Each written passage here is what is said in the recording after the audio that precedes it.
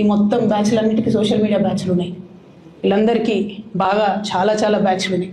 వాళ్ళంతా రేపటి నుంచి ఏమంటారు, నన్ను ఒకరు బీజేపీ ఆపరేట్ చేస్తుందంటారు, ఒకరు కాంగ్రెస్ ఆపరేట్ చేస్తుందంటారు, ఒకరు రేవంత్ రెడ్డి చెప్తే మాట్లాడుతుందంటారు, ఇంకోరు బండి సంజయ్ చెప్తే మాట్లాడుతుందంటారు. ఖబర్దార్ బిడ్డ, నేను ఎవరు చెప్తే ఆడేటటువంటి తోలుబొమ్మని కాదు. నాది కేసీఆర్ బ్లడ్, నాకు తెలంగాణ బ్లడ్. ఇండిపెండెంట్గా నేను అనుకున్న విషయాన్ని చెప్తున్నాను. దానికి పొలిటికల్గా ఇబ్బంది అయినా, కష్టమైనా, నష్టమైనా నేనే భరిస్తా.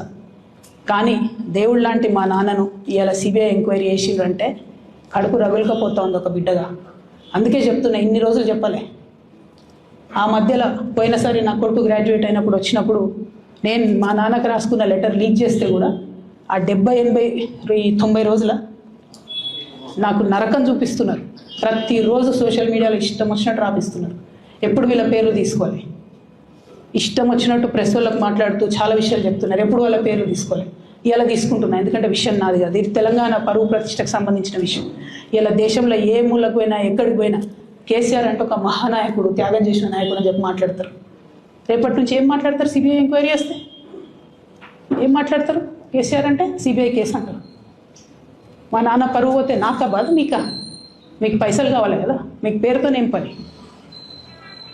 ఇంకా కూడా ఈ విషయాలు అర్థం చేసుకోకుండా, ఇంకా కూడా ఇటువంటి వ్యక్తుల్ని దూరం పెట్టుకోకుండా ఉంటే కేసీఆర్ గారి మీద సిబిఐ కేసు వేసేటటువంటి స్థాయికి వచ్చినాక ఏం పార్టీ ఉంటేది పోతుంది.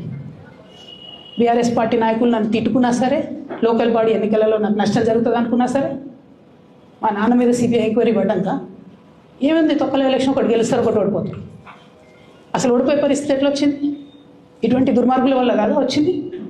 ఆలోచన చేసుకోవాలి కదా.